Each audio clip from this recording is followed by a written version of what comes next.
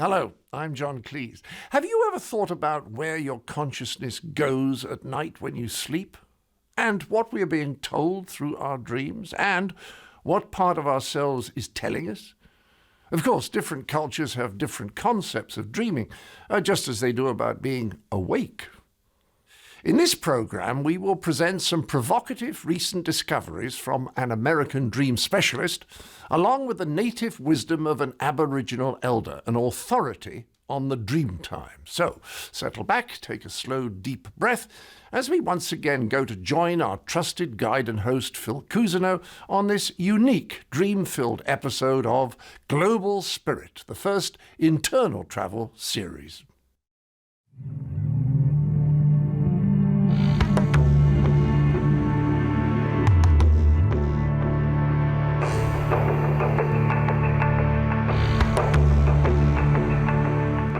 Anybody who has lived in a big city, surrounded by different cultures and individuals, has no doubt at some point asked themselves, is there such a thing as a single reality that we all share? And is one man's reality the next man's dream?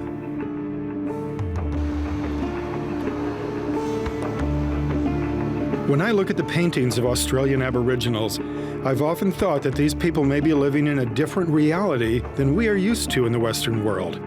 These paintings, by an Aboriginal elder named Bill Harney, were inspired by visions of the Dreamtime, that liminal sacred place where Aboriginals believe life itself was created. We invited Bill to leave his home in the Australian outback and come to San Francisco to tell us about the Dreamtime, and to meet Dr. Stephen Aizenstat, a psychologist and a dream expert who has specialized in what he calls dream tending for over 20 years. Welcome to Dreams, Visions, and Realities. Yidumduma, Bill Harney, Steve Aizenstat, thank you for joining us today. I've been looking forward to this show with you for a long time. Bill, I'd like to begin with you. Can you help us understand the dream, the dreaming from your tradition? Okay. Now, my name is Yidumduma Bill Harney.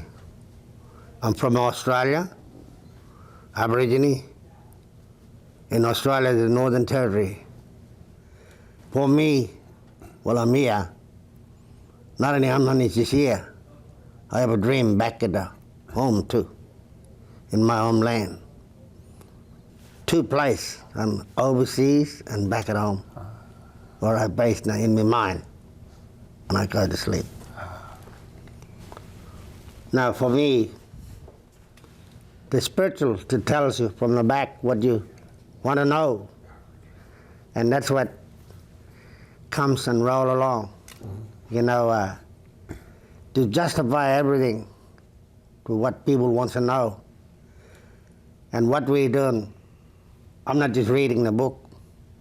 We got a computer in our brains because we're the spiritual, inside of the spiritual world. Tell us where to go.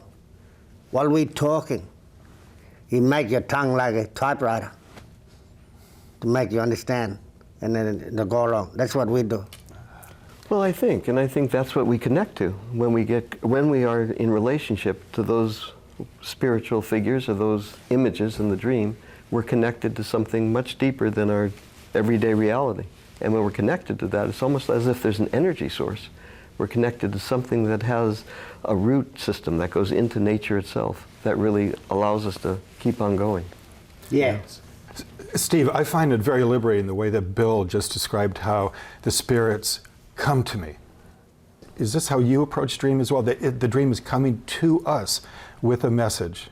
Yeah, I truly feel that dreams come first, behavior comes second. And we usually imagine that I'm the one that's dreaming the dream. It's my dream. And yet the fact is that when we're in the dream, we see ourselves most often as one of the figures of the many. So then the question becomes, if I'm in the dream, who's dreaming the dream? And in my way of seeing, the people that are dreaming the dream are actually the figures that are already in the dream.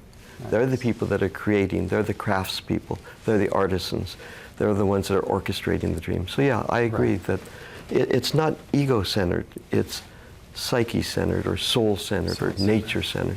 Visitations. That's very helpful. And now we'd like to go to a film clip from a video that Steve was in called Dream Tending, as in tending a fire. Steve's version of dreams is that we tend the dream. And then after we see the film clip, we'll come back and we'll talk about it.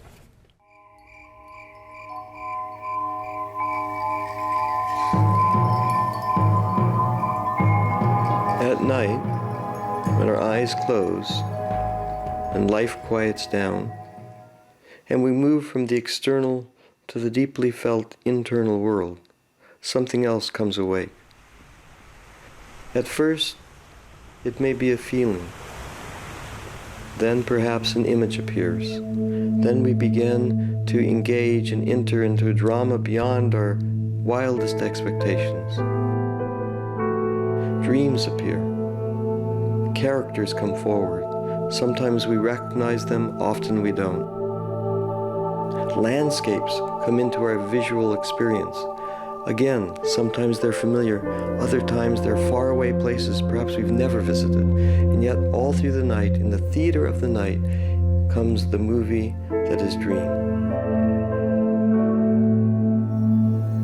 Dreams come to entertain, they come to warn, they come to provide information, they come to offer different perspectives, an intelligence at work, talking to us about the story that's moving through us, reminding us of something long forgotten. It's a remarkable experience to be alive in today's world. Every day we experience so much that comes towards us.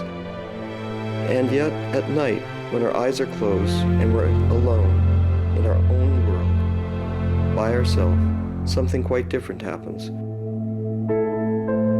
Dreams come forward and present information. They open a story that lives in the depths of our experience. They open a particular story. They open themselves to us as if a letter is being sent from the deep psyche, a letter which, if opened, allows us to read into what in fact is our true nature and our true direction. Dreams connect us to our essential nature. To work with dream brings a sense of presence. It takes time to quiet down, to remember, to listen deeply, to be patient, and to allow the dream to come forward, to be valued, and to open to its intelligence. Steve, in the video, you say that dreams connect us to our central nature. That almost suggests that sometimes we veer off from being our true or our natural self. And it makes me think of an encounter I had with the Bushmen, the San people of South Africa, in which one of the shamans there says, is the dream dreaming me, or am I dreaming the dream? Is that way of looking at the dream helpful to you in your own work, dealing with other people's dreams? It is, and you know, the tendency is to sometimes romanticize that, and I don't want to do that, because the people that I work with really are dealing with sometimes deeply troubled experiences, afflictions or addictions, sometimes poverty. So I want to make sure that when we think this through, we really come back to the actuality, what it means in everyday life. And it's so profoundly accurate that what I think is missing is that direct relationship to the authenticity of my own experience. And dreams are wonderful in that way, because images will come forward and they already are connected to a certain kind of authenticity. They're already linked to a certain kind of ground of being. And if I can develop relationship to those images, as the images have found me, they're discovering me to begin with, I then have an access to a sense of being placed, or a sense of belonging, a sense of being dreamed forward. Dreamed forward, wonderful. Bill, when you're dreaming and figures appear in your dream, who are they? Well, we are what we call experience of the spiritual in the country. For instance, we see a bloke walking around on his dream, just standing and not listening to anybody. That means he's walking around, he's walking around on dream. He's not listening over there. He's not listening over here. Lost the control, his eyes are spin, his minds are gone. He's inside of the spiritual world. And that's what is a dream. He's walking around on this dream. You can sing out to him, but he won't listen to you because he's like a little plug in his ears, walking around on this dream. Then you got to go over there, tap him on the shoulder, and he'll look back. What are you dreaming about? You know? And he'll laugh at you. And you say, come here. I seen you're walking around, you're not listening and all this. You got something in your mind you're dreaming about. Because you got your spiritual leader to tell you to fix him. Now you say, right, you come. I can read your mind where you're at. You got problem in your head. Two ways you can work in the spiritual. He might be a problem with his missus and somewhere else. He's got it in his dream, organizing and talking to himself. Family problem in his dream, walking around. Or when you come into the white man world, might be the finance problem with his, in his spiritual world. That everything all switched on together in your mind. You know, but you go along to see that and sit down and talk to him. Just help him out to get rid of the what we call it, the madness, the spiritual madness on his mind, you know, because he's walking around on his dream. For them sort of people, now what we do, we make the fire, and then we get a leaf off a tree. You got some, what we call the river gum in this country. We get the leaf off the river gum. The river gum leaf, they have most powerful spiritual, the smoky leaf in the country to dissolve all this bad dream from your mind. And you make the fire and smoke that leaf and brush him around, all around with the smoke. And the smoke will help him out to take the bad spirits away from his mind, you know. And those sort of people, we have a control over them, look after them. You know, hold their head. Like you're talking about the psychologists. You know, to go in there, and then once you hold it in the head, and your feeling go right through his back, you know, in the bone. You know, and that way, you're right? Yeah. Sometimes in the West, we'll say that was just a dream. He's just a dreamer. But what you're describing is a kind of dimension that seems more real than everyday life or waking life. That's right. You know, the more deeper. More deeper. You know, the more deeper in you walking around on your dream. You know, nobody tells you to go and walk around, but it's a spiritual. It's a too spiritual in that world. One's a good one, and one's a bad one. One should go out and feel, follow the dream all the way till you disappear. Yeah. You know. Steve, you've used a really arresting description in your work that it's helpful to be open to the intelligence of the dream, the dream's intelligence. Does that make sense with what we've just heard from Bill? Well, I think so. I think, in my mind, when we take the time to listen, to really be present and allow the images to come forward and present themselves, there's a certain intelligence that lives in the image itself, rather than us trying to figure out what does this dream mean, or that person's just delusional or having a dream and needs medication, right? Sometimes just the opposite is true. The visitations or the figures or the spiritual guides that are in the dream actually have something to say, something, either a warning or guidance or something constructive, something useful. It's the way that we listen that makes all the difference in the world. Taking the time to listen first before we so quickly come in to analyze or interpret. Does that make sense, Bill, that we need to take the time and the patience to listen for, is it a teaching in there? Is it a spirit, an intelligence? What's trying to talk to us? You know, you're not really listening, but the spirit will come to you to make you listen. See, then it'll put you on the place, what you can see, what you can think, what you can dream.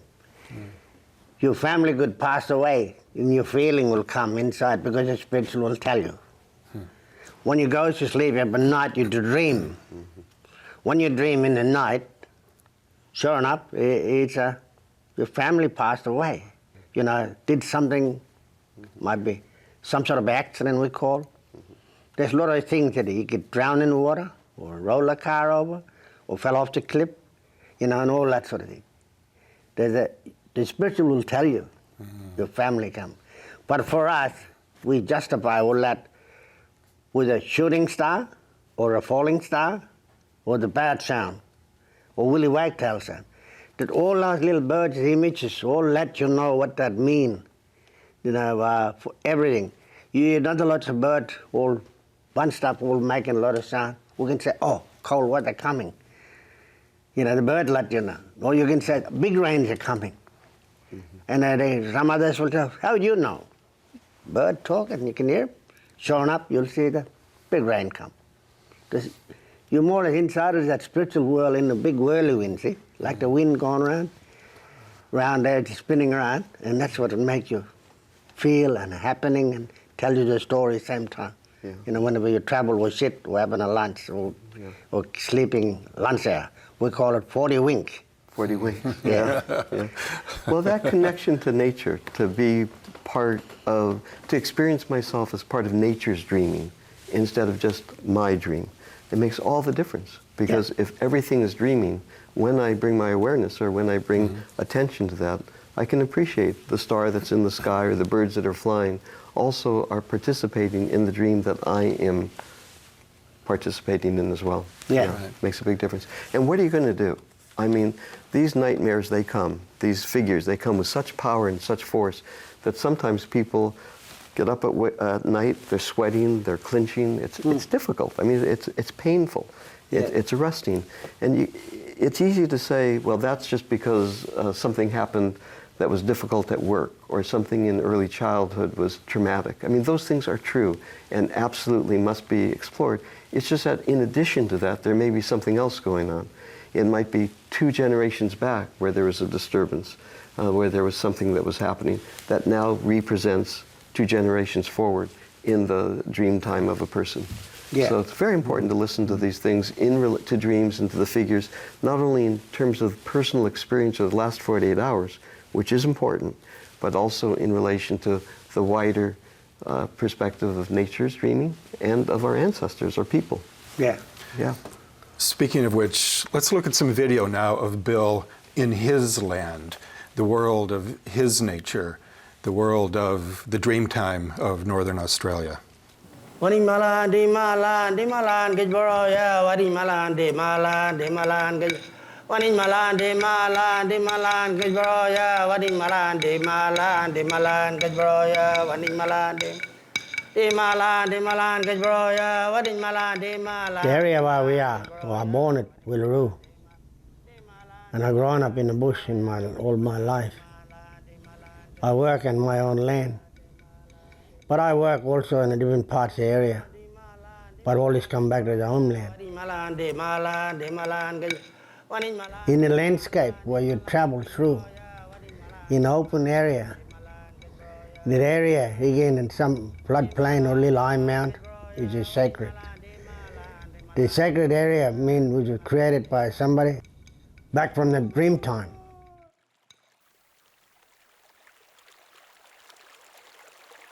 The river itself has many sacred places there, right? You know, the waterfall and all this, but that was put in there back in the creation time. Part of the creation story and song and everything in it there, all in the river. And everything to recognize who the totem was. Or many other clan groups coming together from mother side, from grandfather, whatever, you know, and all this, all everybody recognize one another. We share that water together. That's what we're doing now.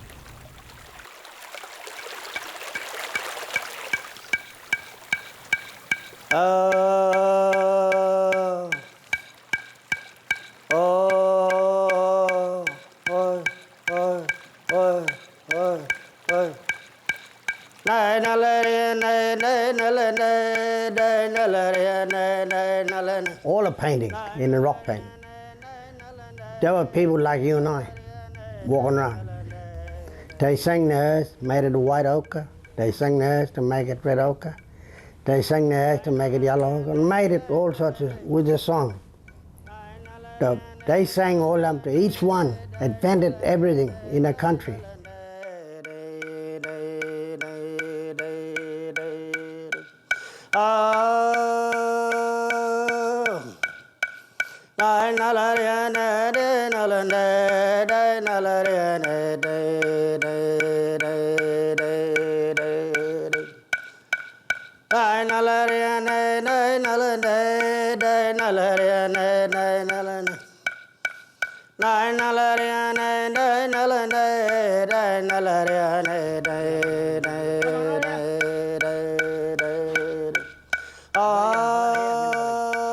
What we're doing today is to teach him from the word of mouth. What we teach you is a ceremony in law, you got to listen to that. You went through this, now what you learn, that custom law in the bush. And then you explain to them what the spirits will tell you and all that, to make them understand everything.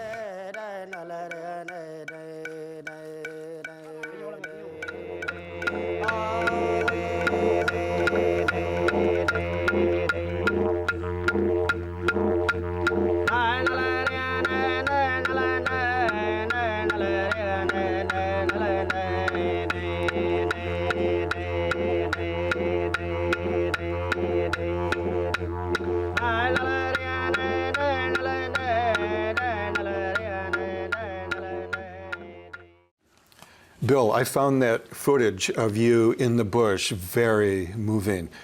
The whole idea that all of nature began in the dream time, during the dreaming.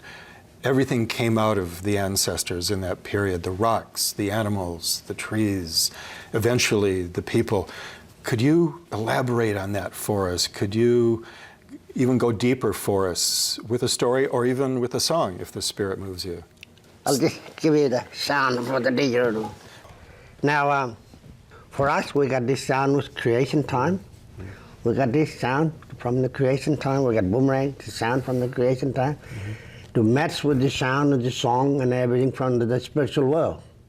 You know, came from the top, come down to the ground. But you couldn't just make it without the spiritual talking to you. He said, how do you make that? And how to make that? All a little small tone and everything in your mind, like us. They give it to us and we play it with mouth and everything at the same time.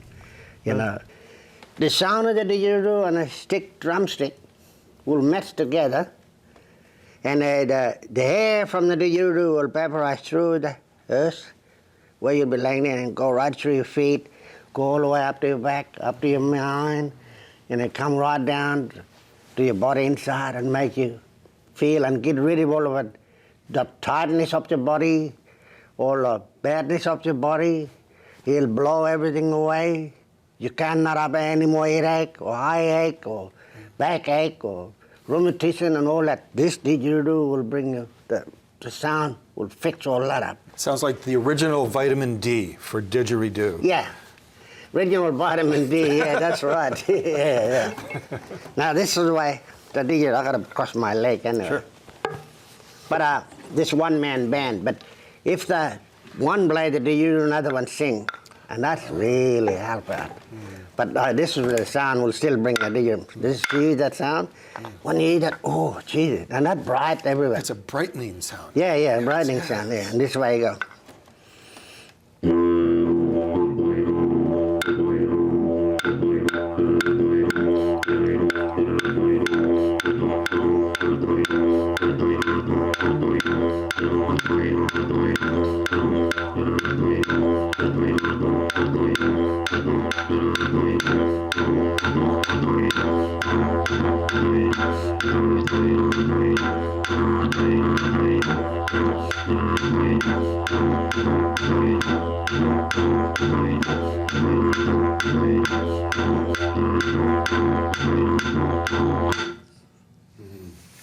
That's great.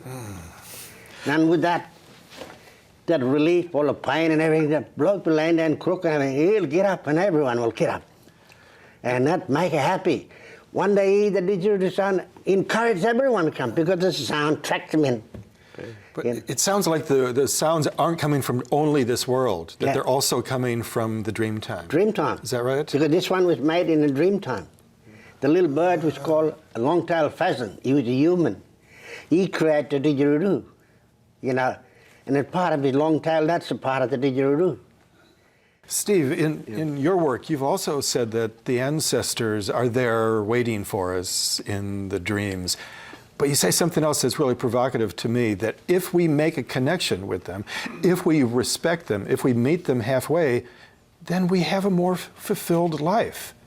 But how does that happen? The first thing we do is we imagine everything in the dream has to do with us. So that's our first move. I am this, I am that. We identify with the images. And I think we need to move from identifying with them into developing a relationship with them. When we can develop a relationship with the images through song or through writing or through some kind of expression, just to stay in dialogue, conversation, even the most frightening of images. I mean, the more scary they are, actually, the more horrific or the more intolerable, the more difficult they are, actually, they're the ones that are the most original. They haven't been homogenized, or they haven't already been somehow, you know, been commercialized as part of our culture. They come through loud and clear. So we need to get to know them. Who are you? Who's visiting now? You know, what are you about? And when we get to know them, then we can develop a kind of relationship, and then the best, which is that their intelligence gets revealed. So we go from identification into developing relationship, and then listening to the intelligence. Even the medicines that are alive in each of these images are extraordinary. That's a wonderful and intimate and helpful description. Let's get to know your ideas about the archetypes, these patterns of eternal behaviors, a little better by looking at a couple minutes of your video called Dream Tending. In dreams, I'm aware that often figures that are archetypal will present themselves. These are the same figures that show themselves in great works of literature. They show themselves in Greek drama. They show themselves in classical pieces of music. They've been around for a long time. They have a universal quality, and they're so important when we work with dream because they inform the deeper story that moves through each of us. In the human psyche, there are certain elemental forms that seem to be consistent throughout the human experience. Those universal patterns of experience are archetypical, right? They're archetypes. And those images occur in the place a dream. Their origination is not in my personal development. Their origination is in the collective psyche of humankind, right? In the collective human experience, in that wider, more universal psychic reality, these images come in and offer themselves in the place a dream. And then we are asked to understand how those particular images implicate us in the way of our life. How those deeper stories running through our lives somehow shed a certain kind of depth and sensitivity to what's going on in the particularity of our personal lives. Listening to the archetype is to listen to that which is essential in the human experience. It, from the beginning, has a universal quality to it. It's those figures of home or family, those figures of journey or conflict. Archetypes are figures like flying or falling. These are the figures that are found in the great mythologies, the great stories. And what's so important is that these same figures in dream are visiting in our personal experience each night and sometimes during the day. That's a wonderful clip from your film, Dream Tending. And now to the archetypes. Does it help you and your work? Does it help those of us who are struggling to understand our dreams to name the characters in them, to name the figures, the hero, the demon, the witch, the crone, and so on? When the images come forward, to give them a name is so helpful because they become embodied. They become living images. And as images embody and become alive, their name becomes particularly important. And it's very simple, very easy to do.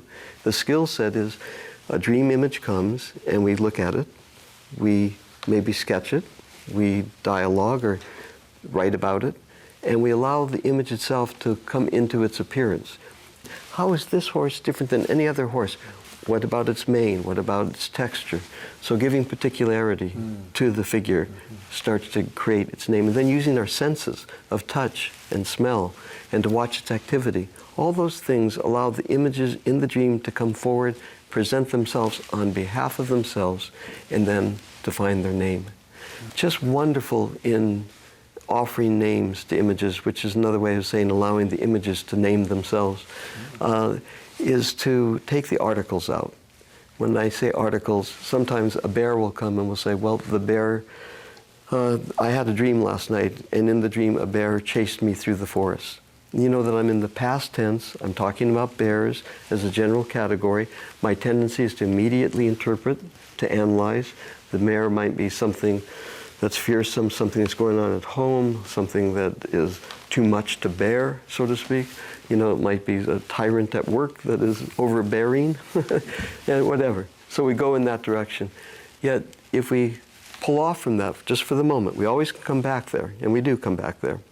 But if we pull off of that and allow the actual entity in the dream, the bear in the dream, to come into the room, look at it again, how is this bear different than any other bear? What's its color? What's its texture? And take the article the out and bring it into present tense. Watch what happens. Bear chasing me through the forest. Bear visits now. Bear here. And bear then has a name. That's rich. Yeah. There's a whole show there. Yeah. Yeah. Bill, as for you, the images that come to you seemingly in your dreams from the Dreamtime seem to be abstract, and then you turn them often into paintings. You've been very kind and generous to allow us to actually have a few of your wonderful paintings here. Can you describe how they came to you and then how you actually rendered them? There's been one behind you there. It's called bar-shouldered pigeon dreaming. Bar-shouldered pigeon called kocha kocha. The kocha kocha can make the sound when he's singing, going cuckoo, cuckoo, cuckoo, cuckoo. And the big fish from the down the bottom can hear that sound. Cuckoo, cuckoo. And he makes the fish float. And many fish come float. And they all play around. And he's there, cuckoo, cuckoo. Sometimes he picks up what they call a fig tree. It's like a fruit we can eat, bird eat, fish eat, turtle eat. We all share, they eat that fig tree. He picks it up in his mouth and he take him over and drop it in the water. And all the fish race up. He feeds them. And he goes, cuckoo, cuckoo. Not only one, there's many of them make a beautiful sound. They're all calling, see? Cuckoo, cuckoo, cuckoo, cuckoo. The fish can hear from the bottom. You know, that's the spiritual tells the fish also to come up, your feed time. You know, and then bring it up. And we go there and get one. That's what the bar-shouldered pigeon dreaming painting, we call it. That's marvelous. Kocha painting, yeah. Now there's another one up here, what we call ground sugarback. Ground mean in Aboriginal name, it's a dirt. Roots of the tree in the dirt, you go and find all this, you can hear the sound. The native bee, they're not like a white man bee make the honey, but the white man bee chase you and sting you. But the native bee doesn't sting you at all. And he makes many honey. He makes some underneath the roots of the tree, and then he makes some on top of the tree. Now with this, what we call a sugarback because it's like a sugar that, the honey itself like a sugar, and you got white man honey again like a sugar, but you get yours from the cane also, but we get ours honey from the flowers of the leaf, from the tree. And then what he does, he collect all the stain from everywhere else. He gets some from kangaroo body, he gets some from earth, he gets some land on your body. He got a lot of little pockets in his arm. He fills all those flowers and collecting everything. And when he sings them, then they make him into the big wax, what we call a sugarback. And that's a sugarback dreaming. Beautiful, beautiful descriptions. And I also love the sense of the celebration that I hear from you. You're celebrating the dream, you're celebrating the dream time. What do you see, Steve, when you look at these paintings? How would you describe them? It's not only the paintings and what they evoke, they carry a kind of, they originate from the dreaming, from the dream time. And they bring with them, as a result, a kind of animation. They bring song, and they bring a relationship to the natural world. Yeah. And more important than all that, Bill, I think what I'm aware of is listening to the stories that are so, they're just so rich and abundant. And I find myself meandering when my imagination gets ignited, listening. And I'm just thinking about being in a classroom. Yeah. In this country, in a classroom of third graders or sixth graders, where there are so few stories left anymore. That's right. With all the funding cuts, particularly here in the West, the first thing to get marginalized or to be left out are the arts and the stories and the songs and the music programs and the creative arts. And yet, without imagination, I'm not sure how we anchor back into our vitality. And the imagination is so important. And the imagination that's rooted in these paintings and in these songs and in that are sourced by the dreaming. I mean, I think it's just a remarkable, it's remarkably important, crucial, frankly, to keep this tradition and these stories alive. And I think we're in trouble because I think we're at risk of losing the dreaming. Bill, what Steve is saying, is this important in your tradition as well? Are you worried about young people today? Well, our young people now, our people in the bush where we are, that's fine. But other people, we're going to drag them out from the town into the bush to give them the understanding. But all not looking forward. But everybody where I've been all over the world, you can say, I've seen it, everything they equal all around. White, black, yellow, whatever. Everything just up in the air and floating. And we try to do what we got to, to establish anti-social behavior in the main town and all that. In a bigger city, you can't see it. In a little town, you can see it because you can see it clear because it's opening there, see? So can you hear a song coming for young people now? Is there a kind of collective dream? Yeah. Help healing, and they can, when you're singing a song, and that would just brighten the sound up. In the rattle, boomerang and everything, just singing over, and the doctor man operating there and bring his pride and everything back. And the young one will get up.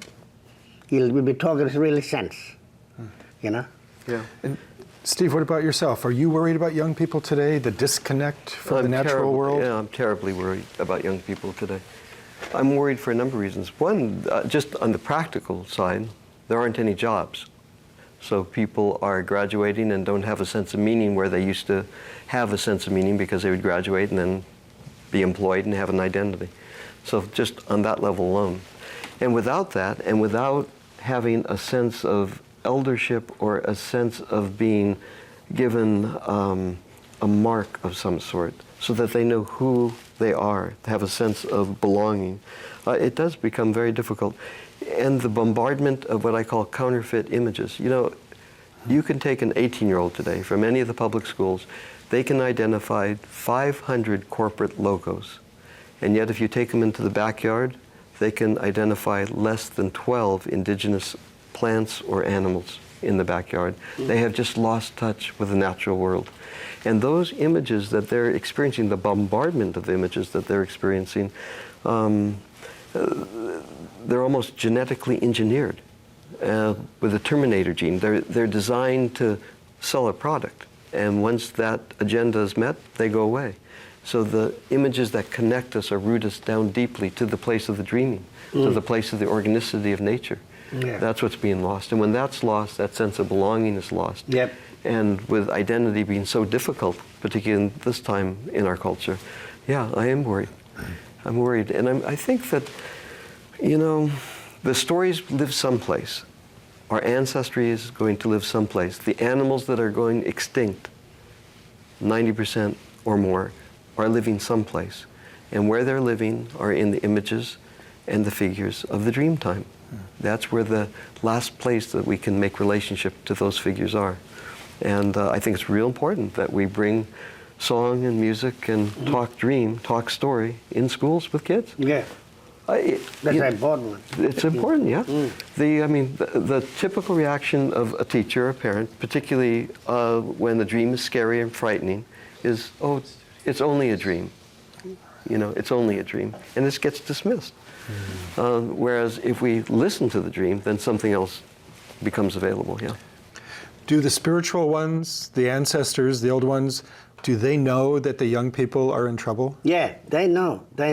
That's what this one not interested, they say, because he's not interested in his body. In his mind, I'm going to take him away. But when he take him away, you can't even find him.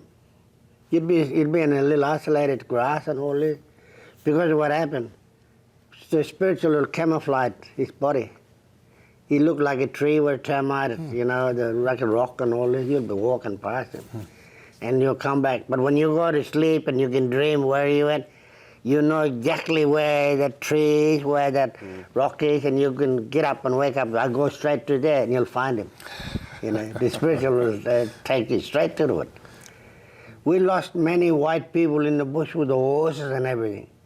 Mustering cattle in the bush.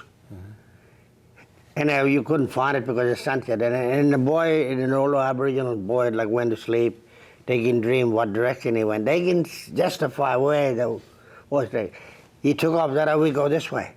And we'll meet him over there. Sure enough, when you went out, you see his track. And you follow him and you got him straight away. Because the spiritual help all Aboriginal people in the past to look for this person wherever he is. And they go straight to it, and find him. Yeah, and just let me, if I can, loop back to your question. When you asked, do the elders know that the kids, the children, are in need? And your answer, Bill, was yes, the elders do know that and know the importance that every child, when they go to sleep at night, and even during the day, and dreaming happens, that the spirits are visiting and they need some guidance and education on how to host them or how to tend to them. Yeah. Right? Yeah. But Phil, when we ask the question in our culture, do the elders have a sense of that urgency? I would simply suggest probably not. It certainly is not in any of the curriculum. There's not literacy in imagination or any funding in cultivating imagination or cultivating an appreciation of the aesthetic or of dream or any kind of expression for that matter. It's just been so limited now. And yet we know, just as we've been talking about, that each night when our eyes close, something else comes to wake. That's right. And it's awake all day, 24/7, actually, we walk around as if that's not what's going on. And in fact, that's what's going on. Yeah. We walk around in what we call in the West the egotistic point of view, a science, a rational mind. And yet that which is brewing underneath has a much broader and bigger sense of intelligence and awareness. And it needs to be somehow hosted and supported. Right. But perhaps part of that disconnect, that wonderful word that you use all the time, comes from the fact that we keep looking for the answer or the dream or the vision in our head. We stay rational. Over and over. But what Bill has said so beautifully is that often the dream is out there in the world, right? It's in the rock, it's in the tree, it's in the animal. In the cave. In the cave. Could you talk more about that? Well, there's spiritual people throughout the country. Where in the desert, where in the riverland, where the spiritual people are. Spiritual people beside of the water, in the water bank, where the little cave and all that. The spiritual all over. And they're all helping. They're all good spiritual, reminding you for what to do, where to go, where to sleep, how to fix everything, caring for everything. That's what the spiritual tell you. You tell the young one, don't break that tree up, because that's a dreaming. Dreaming put that there. Don't chop that tree down, because the dreaming put it there. But in the spiritual side, you got to protect everything, caring for everything. Phil, just on that, because not everybody's going to be able to go to the bush and go to these sacred places, right?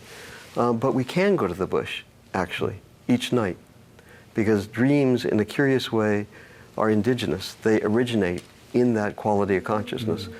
And one of the things that I draw attention to for folks is the dream setting, the landscape of the dream. It's the most forgotten of all the elements of the dream. So most people will focus on the character or the mood, you know, or the action, and forget all about the setting. But dreams forever will place us somewhere, you know. They'll put us in a city or in a desert or in an oceanscape. We're always in a dreamscape, right?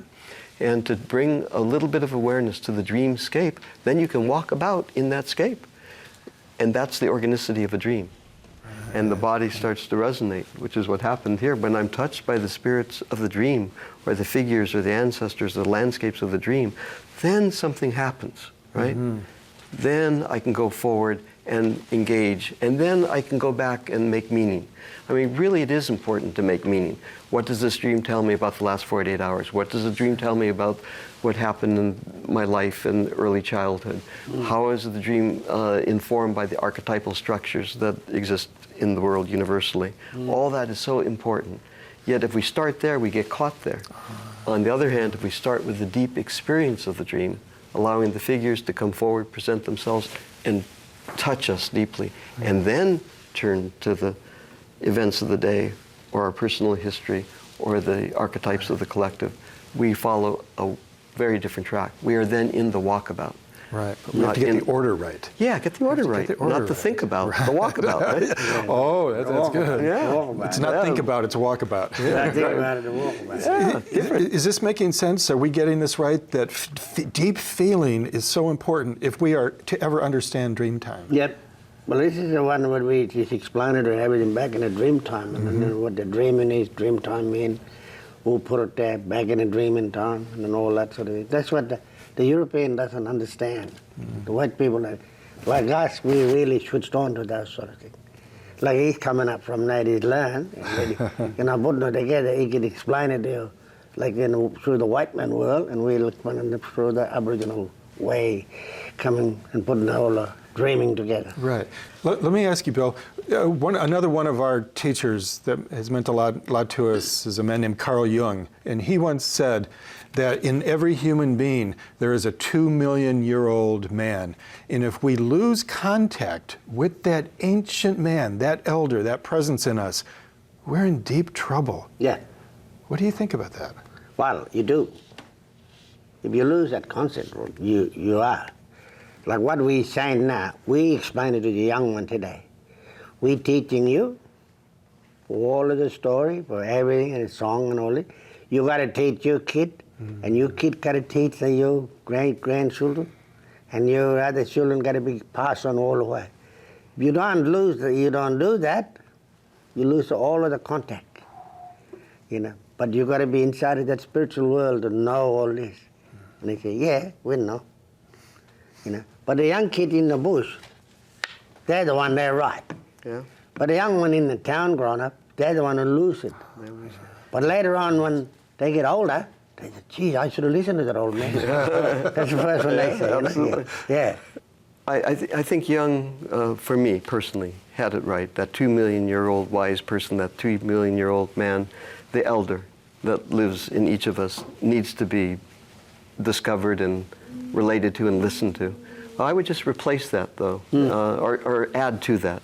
It's not the 2-million-year-old man any longer. No. It's the 2-billion-year-old person, because the 2-billion-year-old person holds not a person-centered perspective, but holds a nature-centered perspective, a cosmic perspective. Yeah. And I think that's the one that the culture is so hungry, and each of us individually so hungry to reconnect with. I mean, that's the one I think that needs to come through now. We need to listen to the wisdom of of nature's psyche, the psyche of nature. It's really remarkable to see how many parallels there are between indigenous Aboriginal wisdom and the Western wisdom that we've fought so hard to really glean in psychology and the arts and our own spiritual traditions. And yet there are so many differences. There are so many differences between the way we dream and the way that we have our visions. Does that mean that we are living in two different realities? Or is there still one reality? Are we in the same world? Are we in two different worlds? Well, we're more or less in the same world, all right, but different way of understanding between European and Aboriginal. Okay. But Aboriginal got the strong power there to understand, to relate it, and to keep the European understand what that means. He switched on, others don't. So, Steve, when you hear his response to that really probing question, what does it tell you about these realities? Are we in separate realities, or is there one that we're both sharing and yet interpreting in different ways? We're in separate realities because we don't live in the bush and we don't have the rich stories. Rich story, Yeah. So there's the dream, the dreaming, the dreamer, the dream, the dreamer, and the dreaming. In our culture, we're familiar with the dream, and we try to make something out of it. We try to make meaning out of it. We're familiar with the dreamer because she or he is the person that is supposedly having the dream. What we don't appreciate enough, and what you've brought profoundly from the traditions, is the dreaming. The dream, the dreamer, and the dreaming. We forget that in that reality, we're all being dreamt up by the dreaming and sourced by the dreaming from the very beginning, yes? And when the dreaming's in the room, then we can experience the rocks on the landscape or the waterfalls or the birds as figures, creatures of her dream, as are we. And then we're participating in the one reality. But in our culture, of course, we pay very little attention to the dreaming. We've lost that for the most part, I think. And our job is to recover that. And it's not as if it's not a romantic fantasy. It's not as if the dreaming, we're going to go to school and learn about the dreaming or listen to a mythopoetic lecture and somehow rediscover. I think what's more accurate to say is the planet is really in trouble and pushing itself on us out of distress. Usually how we learn is out of our afflictions or pathos, and the planet is in pathos. And so the dreaming is going to present itself much more strongly now in the years to come, and we'll have those feelings. I think we're going to get to one reality, but maybe through the more difficult way. Bill, do you have any closing comments after this rich conversation? Anything that you still want to share with us? Well, for closing time now, we say to the spiritual people with the language, with the language we say, here ya lurbo one. That's mean, I'm going away now. Here ya lurbo mean, we're going away. Ngawun wondi Martin, that I gave you the story. You know, from the dreaming. Absolutely. Thank you very much. Thank you, Bill Harney. Thank you, Steve Aizenstat, for the dream, the vision, and the reality. Thanks.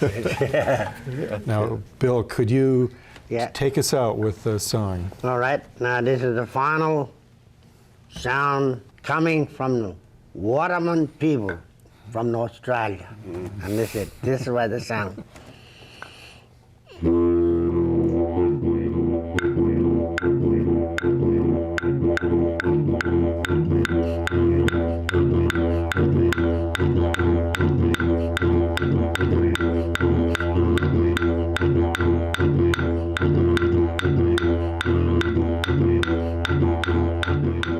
Hello, I'm John Cleese, seriously wondering if we all really inhabit the same world.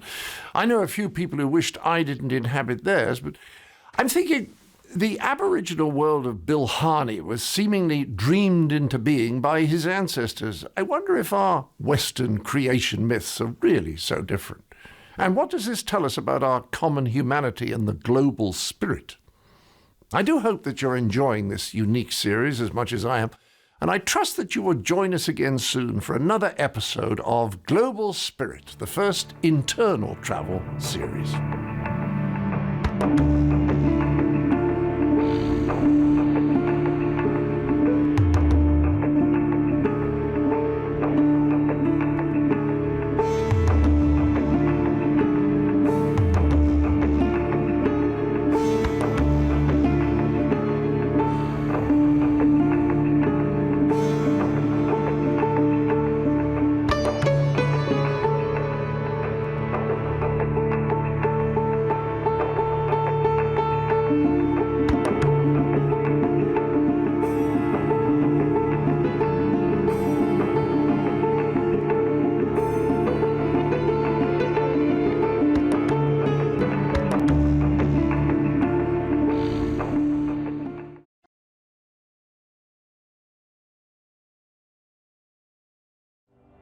Mars Attar and the Attar family, in honor of our dedicated community of volunteers and supporters, in service to the awakening of our essential humanity through education, indigenous wisdom, land stewardship, and care for future generations.